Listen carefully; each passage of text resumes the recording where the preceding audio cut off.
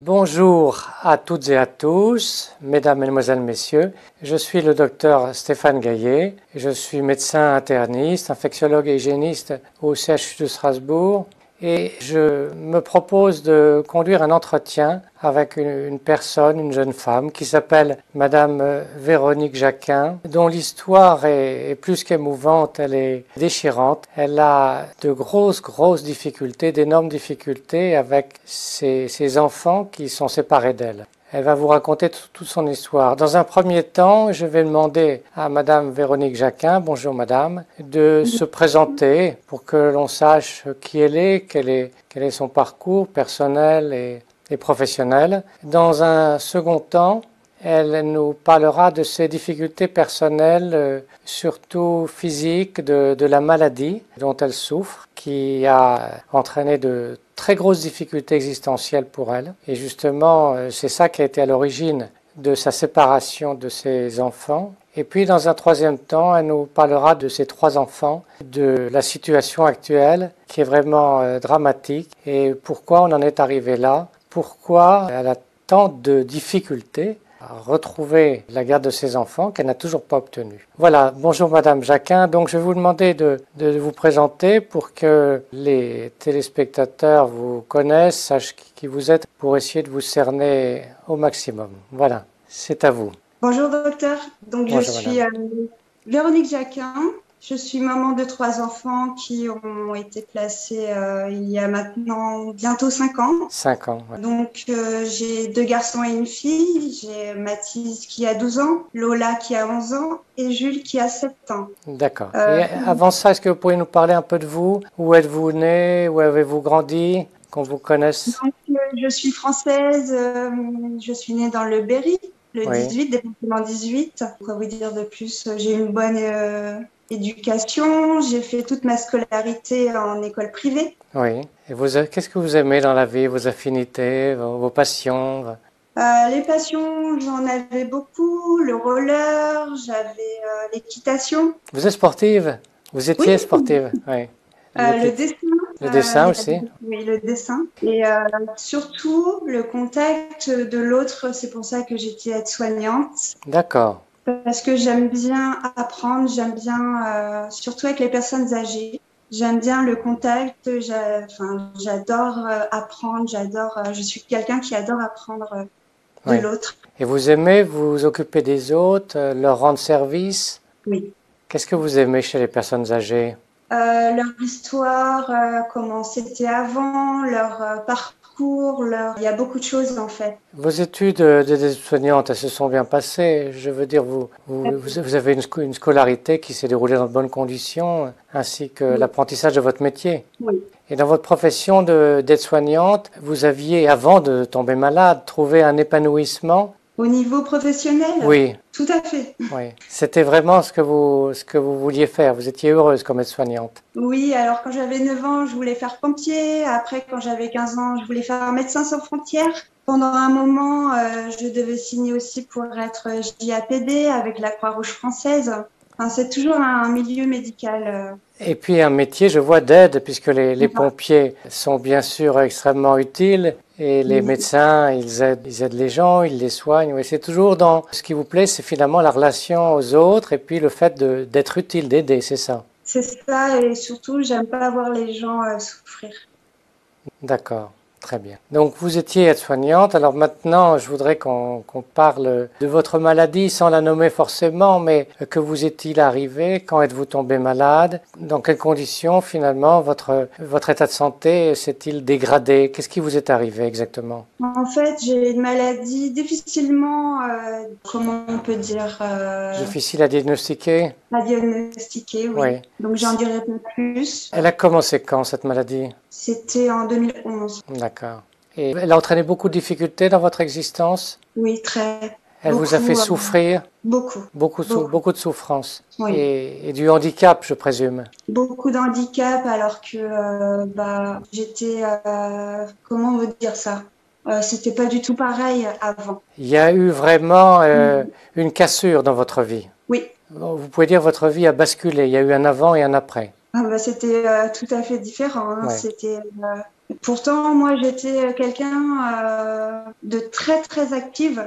Mhm. Quand je faisais quelque chose, j'entamais sur autre chose, j'arrêtais pas. Et le jour où ça s'est produit, où je suis tombée malade, ça a été très, très dur.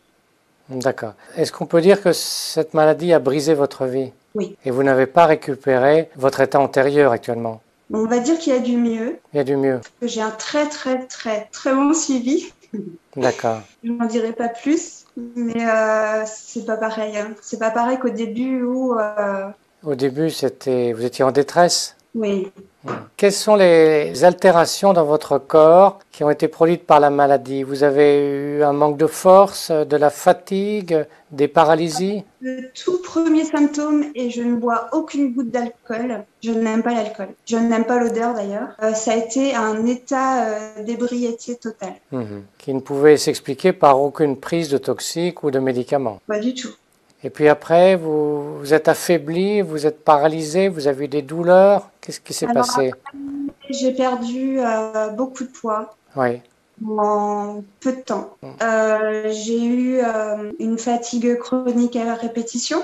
Intense, une fatigue intense? Oui. C'est-à-dire vous vous levez le matin, vous êtes fatigué déjà en vous levant? Peut-être pas le matin à la première heure du lever, mais oui, en fin de matinée, surtout en fin de soirée. Il y a du mieux au jour d'aujourd'hui, mais avant, tout au début de cette maladie, vers 18 heures, Vous étiez épuisé. Et donc, vous avez dû arrêter votre travail, c'est ça? J'ai dû arrêter mon travail, j'étais à mon compte. La dernière fois, j'étais à mon compte. J'ai travaillé pendant 1 an en tant qu'aide-soignante chez les particuliers. Donc, Oui. je me levais très très tôt pour faire les soins.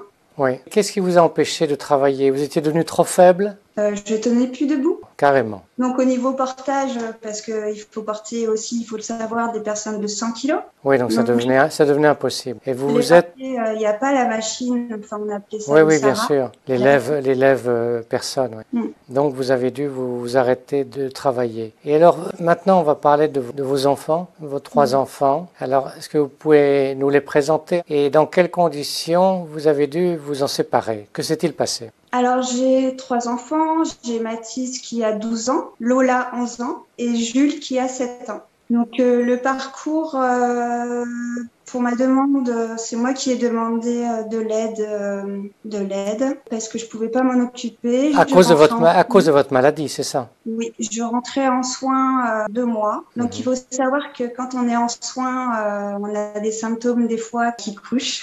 C'est horrible. Expliquez-nous ce que vous appelez rentrer en soins. C'était un traitement de 2 mois. Mais en ambulatoire, vous n'étiez pas hospitalisé? Non, c'était à domicile. Oui. Mais sachant que ça fait des herpes, je ne sais pas si les gens pourront comprendre, c'est des symptômes... Des exacerbations dues au traitement, c'est ça? Oui. Et donc ça vous empêchait finalement de vous occuper de vos enfants. C'était trop dur à supporter. Mes enfants dans le sens que s'il m'arrivait quelque chose sur cette période, un enfant a besoin de sortir, un enfant a besoin d'aller au parc. J'avais peur de pas pouvoir gérer cette période. Donc pour moi, j'avais confiance. C'était juste 2 mois. C'est ça. Vous avez demandé de l'aide. Vous avez demandé qu'il soit hébergé dans une famille d'accueil pour 2 mois. C'est bien ça. Et alors, que s'est-il passé? Où ont-ils été placés? Donc actuellement, ils sont à 600 km de moi. C'est énorme. Donc ça fait, on va dire, ça a fait du 1400 km aller-retour pour les voir, 1 heure, voire 1 heure et demie en médiatisé. Et vos 3 enfants, ils sont dans la même famille d'accueil ou dans des familles différentes? Non, ils sont dans 2 familles d'accueil différentes. Vous avez donc demandé, ça fait 5 ans, hein, à ce qu'ils soient placés. Oui. Ça fait 5 ans, c'est ça? Cet été, oui. Oui. Vous avez demandé à ce qu'il soit placé dans une famille d'accueil pour 2 mois parce que vous étiez malade, vous étiez finalement handicapé. Hein. Vous n'arriviez plus à vous en occuper. Vu votre état de faiblesse et vos défaillances corporelles. Et alors ensuite, pourquoi n'avez-vous pas pu les récupérer, vos enfants? Que s'est-il passé? En fait, on va dire qu'il y a eu toujours quelque chose pour les garder. Est-ce qu'il y a un texte réglementaire qui vous empêche de les récupérer? Est-ce qu'il y a un système qui ne fonctionne pas? Pourquoi vos démarches n'aboutissent pas?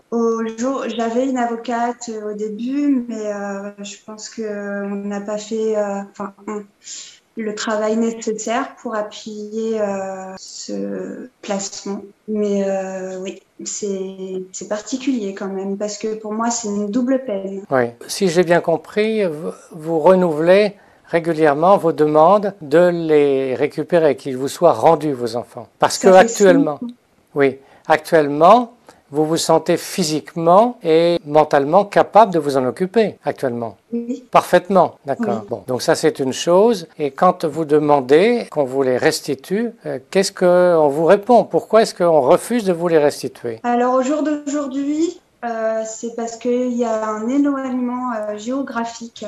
C'est tout ce qu'on peut me reprocher. Oui, mais cet éloignement géographique, vous n'y êtes pour rien, je pense. C'est pas vous qui avez demandé qu'il soit à 700 km. Non, du tout. Comment se fait-il que, initialement, lors de votre demande, on les ait mis dans des familles d'accueil aussi éloignées de votre domicile, à 700 km? Comment cela se fait? Au début, c'est pas prévu comme ça. Le matin même où on est venu chercher mes enfants, on m'a dit il part à 600 km de vous, enfin où ils sont actuellement, je dirais pas le nom. Et ça s'est fait le matin même où on me les a pris. Normalement, c'était pas prévu comme ça. Ça fait 5 ans que j'arrête pas en fait. J'essaye de mobiliser beaucoup d'institutions, de me renseigner. Enfin, je reste pas sans rien faire en fait. J'ai pas arrêté. Donc, tout le monde a compris, vous ne vivez plus avec le père de vos enfants. Pas du tout, non. Oui. Vous êtes séparés de lui depuis longtemps? Très. Et au moment où vous avez demandé que vos enfants soient placés en famille d'accueil, vous étiez toujours avec le père de vos enfants ou vous étiez déjà séparés? Pas du tout. D'accord, vous étiez déjà séparés. Quelle est, lui, sa position, son comportement vis-à-vis de vos enfants communs? Je ne sais pas comment répondre à la question parce que c'est assez particulier. Parce que oui, on a besoin de savoir ce qui bloque. Est-ce qu'il voit toujours ses enfants? Est-ce que vous savez comment il se comporte avec eux? On lui apporte les enfants à son domicile. Ah, on lui apporte. Il n'a pas... D'accord. De moi-même. Et vous savez si ça se passe bien quand il voit ses enfants? Non, ma fille et le petit ne voulaient plus aller dormir chez le papa. Je ne sais pas pourquoi d'ailleurs, on n'a pas informé plus que ça. Mais là, actuellement, ils redorment chez le papa. Et l'aîné de vos enfants? Mathis, en fait, comme il est, je ne sais pas comment vous dire ça, il est renfermé, enfin, il ne va pas dire en fait la chose. Il est discret, il ne parle pas beaucoup. Comme il est, on va dire, il est handicapé. Il est handicapé. Un morceau de chromosome 1, c'est vraiment une maladie très très rare. Maladie chromosomique. Sur le 1, oui. À votre avis, qu'est-ce qui bloque actuellement? Puisque bon, ça va faire bientôt 5 ans que vous vous battez pour essayer de récupérer vos enfants. Vous nous affirmez qu'aujourd'hui, vous êtes tout à fait capable de vous en occuper, que votre logement pourrait convenir à ce qu'ils vivent avec vous. À votre avis, qu'est-ce qui bloque aujourd'hui?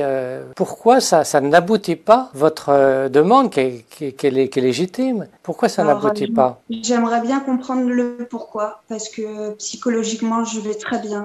Je me suis toujours occupée de mes enfants convenablement. Ils n'ont jamais manqué de rien, que ça soit vestimentaire, que ça soit loisir. Vos enfants, qu'est-ce qu'ils représentent pour vous, vos 3 enfants? Beaucoup. Ma chère, c'est moi la maman. Donc. Oui. Est-ce qu'on peut dire que pour vous, récupérer la garde, enfin pas la garde, de récupérer vos enfants, est-ce que c'est vital pour vous? Oui, je réponds oui parce que je suis maman, j'ai mis mes enfants au monde, j'ai voulu avoir des enfants, c'est pour m'en occuper, pas pour que des étrangers, entre guillemets, se lèvent le matin, leur préparent leur petit déjeuner, ma fille grandit, ça va être la période de puberté, c'est à moi de lui apprendre certaines choses. Je crois comprendre que vous aimez beaucoup vos enfants, vous les adorez. Oui. C'est cruel ce qui vous arrive. Ouais, oui. Et puis vos enfants, je crois qu'ils ont besoin, ils ont un besoin vital de leur mère aussi. Ils sont pas bien. Psychologiquement, ils sont pas bien. Je vois ma fille, elle a plus de sourire, elle est renfermée sur elle-même, elle est maigre. Pardon. Elle est maigre. Donc pour vous, elle est malheureuse actuellement. Elle est très malheureuse. En fait, j'étais son pilier. Est-ce que Tout ce que Oui, allez-y. tout ce que je faisais, elle le faisait. Enfin, elle me copiait en fait. Enfin, Est-ce que vous iriez jusqu'à dire qu'elle est actuellement maltraitée? c'est pas de la maltraitance, enfin, maltraitance psychologique, oui. Psychologiquement. Parce que je peux appuyer quand même sur le fait que les familles d'accueil, c'est des chouettes personnes. Au niveau, Ah oui. Ils sont bien, ça va. Mais au niveau psychologique, enfin, des enfants, ils ont besoin soit du papa ou soit de la maman, mais pas. Il faut choisir en fait. Si le papa est bien, comme on. Mais moi, c'est vrai que j'ai jamais abandonné mes enfants. J'ai toujours été là pour eux, même si actuellement ils sont pas avec moi. J'ai toujours fait des démarches. J'ai pas arrêté une seconde en fait. Donc je rectifie pour votre fille. Vous dites que sa famille d'accueil s'en occupe assez bien, mais c'est sur le plan psycho-affectif que ça ne va pas. Voilà. C'est pas pareil. On peut pas. C'est-à-dire que vous estimez que votre fille, elle n'a pas vraiment adopté ses parents adoptifs, en fait, c'est ça? C'est quand même un travail d'être famille d'accueil, donc je pense pas que ça soit une parent adoptif. On peut pas dire ça. On peut pas dire quoi que la famille d'accueil soit représentatif. Oui, oui. Bon, enfin, vous nous avez signifié qu'elle n'était pas heureuse, qu'elle n'était pas épanouie. En fait, c'est une petite fille qui avait toujours le sourire, que ce soit, par exemple, on attendait en caisse, elle se mettait à chanter, ou elle était joyeuse, elle avait la joie de vivre en fait. Mais au jour d'aujourd'hui, c'est plus du tout, je reconnais plus ma fille. Rappelez-nous quel âge elle a actuellement? Elle a 11 ans. 11 ans.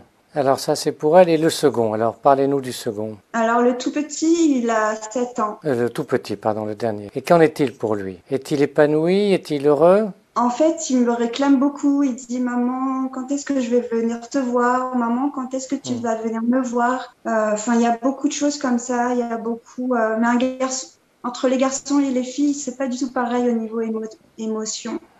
Un garçon, ça va plus se retenir au niveau, dans lui en fait, dans son. Il s'exprime moins, il est plus réservé. Oui. Enfin, les garçons, oui, c'est beaucoup moins, oui. Et l'aîné, donc vous nous avez dit qu'il était Mathis, qu'il était lourdement handicapé, on peut dire ça? Il est très intelligent, très intelligent même dans le sens qu'il y a des choses, il est très doué. Oui, et donc j'ai cru comprendre qu'il avait besoin d'être opéré, enfin il est suivi médicalement, sa pathologie est assez lourde. Il a subi une opération la semaine dernière et dans les prochains, je sais pas encore, j'ai pas la date, mais il va subir une très très grosse opération au niveau de la jambe. Bon, donc actuellement, comment vous voyez la situation actuellement? Est-ce que vous avez l'impression que vos démarches sont en train d'aboutir, qu'on vous a signifié que vous alliez bientôt pouvoir retrouver vos enfants, les avoir chez vous? Il n'y a aucun avenant, c'est toujours la même situation, si c'est pas ça, c'est autre chose. Si c'est autre chose, c'est une chaîne sans fin et on n'aboutit à rien. C'est-à-dire, chaque fois que vous demandez, on vous objecte que quelque chose ne va pas, vous empêche de retrouver vos enfants, c'est ça? Quels sont les reproches que l'on vous fait? Alors, pendant un moment... Vous habitez trop loin, déjà. Vous êtes trop loin de vos enfants, alors que vous n'y êtes pour rien. C'est ça. Ça n'est pas à vous déplacer pour être proche des familles d'accueil, je pense. Pour eux aussi. C'est quand même, ça me paraît aberrant. Cette distance, vous n'y êtes pour rien. Et puis, votre vie actuellement est quand même un petit peu difficile. Vous ne pouvez pas, comme ça, vous déménager. C'est un combat quand même. Hein. Vous avez des difficultés financières actuellement? Oui, on m'a tout retiré au niveau prestations familiales. Bon, d'accord, c'est pour les petits, mais au niveau APL, comme ça, je ne peux pas prendre de logement plus grand adapté pour mes Oui, enfants. oui. C'est une chaîne sans fin, en fait. C'est ça. À partir du moment où vos enfants ont été séparés de vous, on vous a retiré des aides financières. On m'a tout retiré. Y compris l'aide au logement. Donc on vous fait le reproche, premièrement, que vous êtes trop loin. Je ne comprends pas bien en quoi c'est gênant. Le fait que vous soyez à 700 km n'empêche pas que vous les récupériez, qu'ils déménagent. Bon, alors, ça c'est... c'est insensé pour moi, c'est dégoûtant. Peut-être que je serais une mauvaise mère, ils n'auraient pas attendu que j'en fasse la demande. Ils m'auraient pas enlevé mes enfants. Oui, c'est-à-dire que vous n'étiez absolument pas maltraitante, vous aimiez vos enfants, mais vous étiez dans l'incapacité physique de vous en occuper. Je pense pas que c'est un délit de demander de l'aide. Bah, quand on ne peut plus, on ne peut plus. Je pense que vous aviez bien réfléchi avant de demander. Pardon ? J'ai cru bien faire. Oui. Donc la première objection que l'on vous fait, c'est que vous habitez trop loin de vos enfants. Ensuite, la deuxième objection. Pour moi, la première objection n'a pas beaucoup de sens, mais enfin bon, ils ont peut-être des arguments. La deuxième objection que l'on vous fait pour ne pas vous restituer vos enfants, quelle est-elle ? Je suis trop loin. C'est pas à moi c'est pas à mes enfants de déménager, c'est à moi de déménager. Bon, ça, donc, nous en avons parlé. Et ensuite, quelle autre objection ? Que je m'implique plus au niveau des déplacements. Un déplacement aller-retour, c'est 250 €. Oui, et c'est une grosse somme pour vous, étant donné vos moyens financiers. Qu'est-ce qu'on voudrait que vous fassiez alors, par exemple, à part déménager? Mais ça, vous pouvez pas déménager comme ça. Allez vous rapprocher des familles d'accueil. Alors, j'adore mes enfants, mais c'est pas quelque chose. Il y a eu trop de psychologiquement. Non, c'est pas possible. C'est-à-dire, on considère que sur le plan psychologique, affectif, vous n'avez pas besoin de vos enfants ou... Affectif, si, j'ai besoin de mes enfants pour vivre. Enfin, c'est un moteur.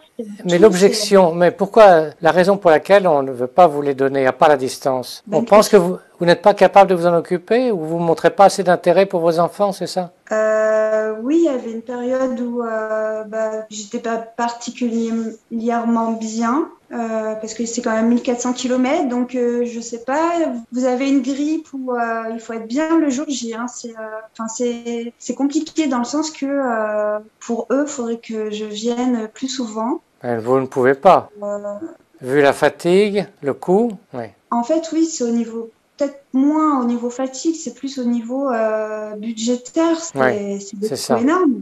De toute façon, faire 700 km aller et 700 km retour, c'est quand même fatigant. Oui, et puis il y a les péages, c'est vraiment un gros budget. Admettons, par hypothèse, que vous déménagiez, que vous habitiez à côté des familles d'accueil. Vous pensez qu'on vous restituerait vos enfants dans ce cas-là? Pour eux, je pense que oui, mais enfin, c'est dégoûtant ce qu'on est en train de me faire. Parce que moi, mes études, je vais les faire où? Oui, c'est-à-dire vous avez votre vie professionnelle ici, vous êtes aide-soignante. Alors vous parlez d'études, parce que vous avez des projets de professionnels? Oui, j'aimerais bien être naturopathe dans la plus grande école de France. Ça vous plaît? Vous avez commencé des démarches pour apprendre ce métier? Voilà. Donc il y a beaucoup de raisons pour lesquelles vous avez du mal de déménager. Et vous pensez que la distance, c'est le principal obstacle qu'on vous oppose pour vous refuser vos enfants, c'est ça? Ça me paraît quand même très, très curieux, parce que à partir du moment où vous aurez récupéré vos enfants, ils seront chez vous, ils seront ici, et ils vont se refaire des amis. Mais il y a des trucs mis en place ici, donc je vois pas pourquoi... En quoi le déplacement de 700 km de vos enfants serait un problème? Parce qu'ils ne verraient plus leur famille d'accueil, c'est ça? En fait, pour moi, je sais pas quoi vous répondre parce que moi-même, je sais même pas... Ça me semble très curieux quand même, cette distance que l'on présente comme un obstacle. C'est ça. Surtout aujourd'hui, bon, les distances ne sont pas ce qu'elles étaient il y a 30 ou 40 ans. Donc en tout cas, aujourd'hui, ce que je retiens de vous, c'est que vous estimez, et vous êtes capable de le montrer, vous estimez que physiquement et moralement, vous êtes capable de vous occuper de vos enfants. Vous l'affirmez, ça? J'aurais beaucoup moins de stress. Vous êtes capable de prouver que vous êtes en mesure de vous en occuper? Vous pouvez le prouver ou... Bien sûr, j'ai 2 grands garçons avant les 3 petits. Ils ont le grand va avoir 23 ans, il est en très bonne santé. Oui, d'accord. Il est très très bien élevé. Donc je vois pas pourquoi je ne fais pas pareil avec les petits. Donc, vous êtes capable de vous en occuper et ensuite, vous avez un logement qui pourrait les accueillir actuellement. J'ai un logement, oui, adéquat, D'accord, assez spécieux et avec tout d'accord. ce qu'il faut dedans. Et bon, on l'a déjà dit, mais on a compris que vous aimiez énormément vos enfants. C'est plus que déchirant pour vous de vivre cette séparation. Plus que déchirant, oui. Ouais. À partir du moment où vous allez les retrouver, vous vous sentirez beaucoup mieux. Votre vie sera transformée. Oui, ce sera un très gros parcours parce qu'il y a quand même eu pendant ces 5 années des blessures. Oui. Donc il y aura un très très gros travail à faire, je pense. À votre avis, d'accord, un gros travail à faire pour refaire les liens, voilà, recréer les liens. Oui. Avec les, pardon? Avec des Oui. professionnels adaptés. Pour vous, c'est donc très très important de les retrouver, vos enfants. C'est vital. Oui. Et pour eux aussi, on peut le dire, qu'ils ont vraiment un immense besoin de leur mère, oui. Oui. Et avez-vous le sentiment que le père de vos enfants s'oppose à ce que vous les retrouviez? Oui. Il ne le veut pas? Je pense que s'il aurait voulu, il aurait dit je laisse les enfants à la maman et on n'a qu'un père et on n'a qu'une mère. De toute façon, je m'opposerai pas à ce qu'il voit. J'ai pas à m'opposer à quoi que ce soit. Mais les enfants n'ont pas à être séparés des parents. Mais lui, serait-il capable de s'en occuper, de les... Pardon? À longue durée, tous les jours. Il serait capable de les récupérer et de les avoir avec lui? Non, non, pas du tout. Non. Alors, bon, vous êtes donc dans une détresse qui dure depuis bientôt 5 ans. Vous avez fait beaucoup d'actions, beaucoup d'efforts et rien ne marche. Vous n'arrivez pas à retrouver vos enfants. De quoi avez-vous besoin actuellement? Vous lancez un appel à l'aide, mais en quoi pourrait-on vous aider? Je fais un appel à l'aide déjà pour qu'on me redonne mes enfants, pour qu'on arrête ce blocage, oui. Ce blocage. Oui. Mais ça, c'est une décision de justice ou c'est une décision administrative? Justice. C'est la justice, c'est judiciaire. Donc, mais ça me fait une tête et c'est dégoûtant. J'ai pas de mots en fait. Vous pensez que on veut vous empêcher de les retrouver? Oui. Oui. Bon, c'est difficile à comprendre quand même. Alors, vous lancez un appel à l'aide, donc c'est judiciaire, mais donc actuellement vous avez un avocat. Comment peut-on vous aider? Non, on va dire pour l'instant j'en ai pas. Vous n'avez pas d'avocat. Tant que c'est pas fini. Mais est-ce qu'il y a un procès qui est en cours?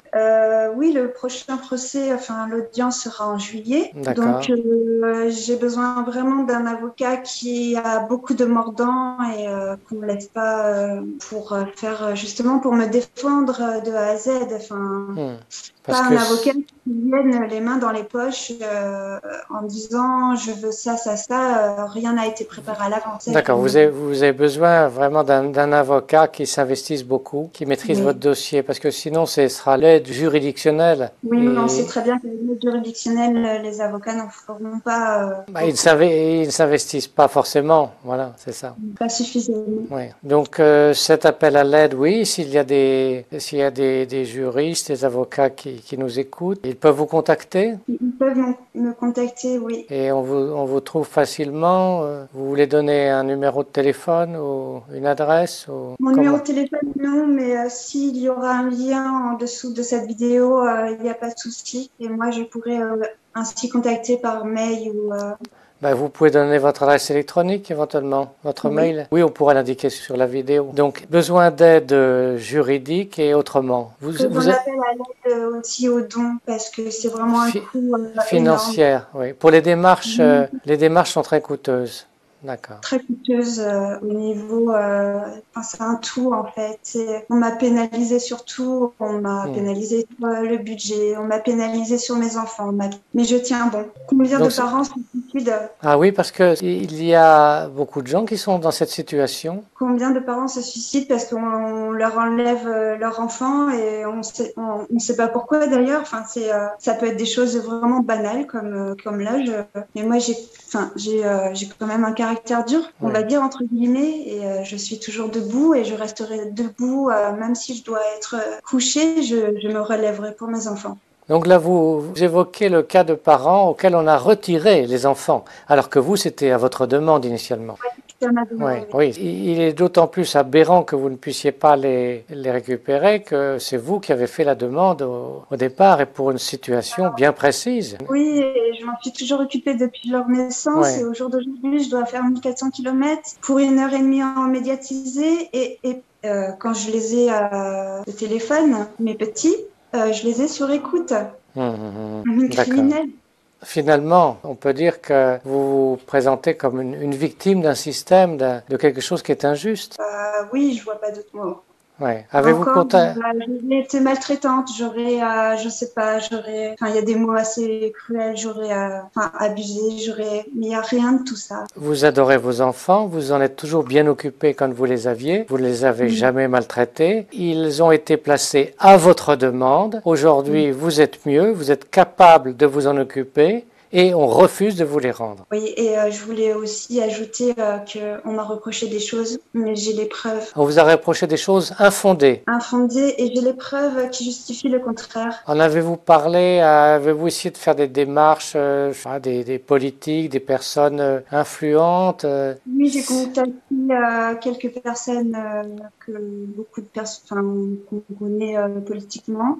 Oui. J'ai constitué de moi-même une requête en modification. J'ai rencontré enfin, j'ai pas arrêté en fait de travailler sur ce dossier. Ouais, vous n'avez pas ménagé votre peine, vos efforts. Non, du tout. Et c'est toujours bloqué, toujours bloqué. Oui. C'est quand même incompréhensible cette affaire, incompréhensible. Bon, bah écoutez, donc on lance un appel à l'aide à toutes les bonnes volontés. Ça peut être des présidents d'associations qui ont des idées, qui ont des contacts, qui ont des réseaux. Ça peut être des juristes, des avocats, des conseillers juridiques, des hommes politiques. Voilà. Et puis vous faites un appel aussi au don, à la générosité, parce que Surtout, c'est les deux points que j'appuierai, c'est vraiment un très très très bon avocat ou avocate qui puisse me représenter jusqu'au bout et un appel aux dons pour... D'accord. Pour vous aider à payer tous les frais qu'occasionne déjà cette longue distance avec les déplacements coûteux que ça représente chaque fois que vous allez voir vos enfants et puis les frais de démarche tout simplement. Voilà. Il y en a beaucoup. Voilà. Il y en a beaucoup dans le sens qu'il y a beaucoup de lettres en recommandé, il y a c'est vraiment... il y a beaucoup de choses en fait. Professionnellement, donc vous aviez dû vous arrêter pour des raisons d'ennui de santé. Actuellement, vous seriez en capacité de travailler comme aide-soignante? Pardon? Non. Comme aide-soignante, non. Non. C'est-à-dire que vous avez récupéré des forces depuis que vous êtes traité pour cette maladie. Il y a eu du mieux, c'est ça. Oui. Mais pas suffisamment pour vous permettre de reprendre votre métier d'aide-soignante qui, comme vous le disiez, est un métier physiquement difficile avec des personnes lourdes à mobiliser. Non, parce qu'il faut savoir que le travail d'aide-soignante, on est les 3 quarts debout. Oui. On fait des portages lourds. Oui. Moi, ça m'est arrivé aussi de faire de la rééducation. Donc ça serait plus possible actuellement. Au niveau, non.